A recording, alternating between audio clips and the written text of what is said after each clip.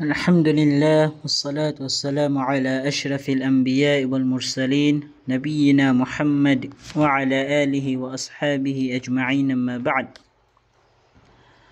وعن عائشة رضي الله عنها قالت قال رسول الله صلى الله عليه وسلم يغزو جيش الكعبة فإذا كانوا ببيداء من الأرض يخسف بأولهم وآخرهم.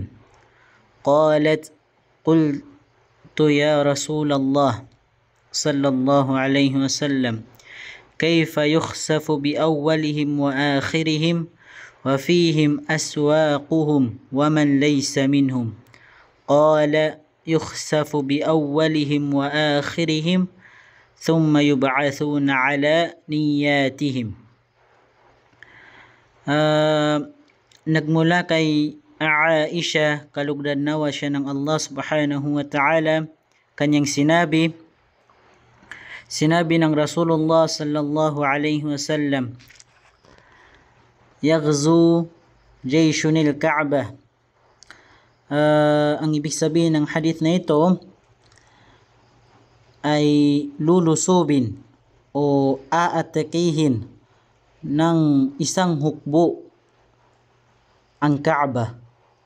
Wawasakin o lulusubin ng isang hukbo ang Kaaba. فَإِذَا كَانُوا بِبَيْدَاءَ مِنَ الْأَرْضِ. Ngunit kapag sila ay dumating sa kapatagan ng kalupaan o kaya sila ay dumating sa disyerto, yukhsafu bi awwalihim wa akhirihim, ay lulubugin ng lupa o kakainin ng lupa ang nauna sa kanila, ang nasa unahan, pati na din ang nasa hulihan. Lahat sila ay lulubog sa lupa. Lahat sila ay mamamatay.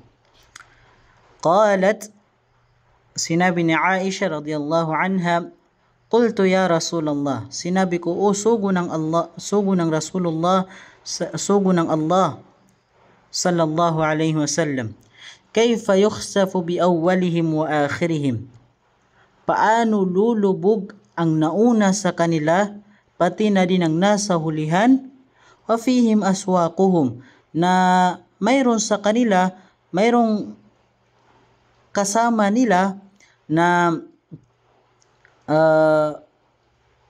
nagtitinda o kaya nagninegosyo lamang o kaya mamimili lang. Aswaquhum wa fihim aswaquhum wa man laysa minhum, at mayroon din sa kanila na hindi kasali doon sa masamang plano ng hukbo na yun na sirain ng Kaaba. Kumbaga nakasabay lang sa kanila. Qala, sinabi ng Rasulullah sallallahu alayhi wasallam, yukhsafu bi awwalihim wa akhirihim thumma yub'athuna ala niyatihim. Lulubog ang nasa unahan at nasa hulihan nila, pati na rin yung nasa gitna nila, nasa gitna ng nasa unahan at nasa hulihan, pagkatapos sila ay bubuhayin kung ano ang kanilang intensyon. Okay? So ang kanyang intensyon ay sirain ng Kaaba, wasakin ng Kaaba, sila ay paparusahan ng Allah subhanahu wa ta'ala. Ang intensyon naman ay walang masamang intensyon, hindi na sisirain ng Kaaba.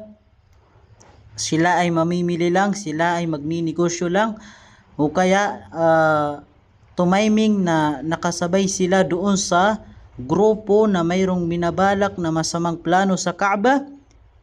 It's either gantimpalaan sila ng Allah or patawarin sila ng Allah subhanahu wa ta'ala dahil hindi sila kasali doon sa hukbo na nagbabalak ng masama sa Kaaba. Assalamualaikum warahmatullahi wabarakatuh.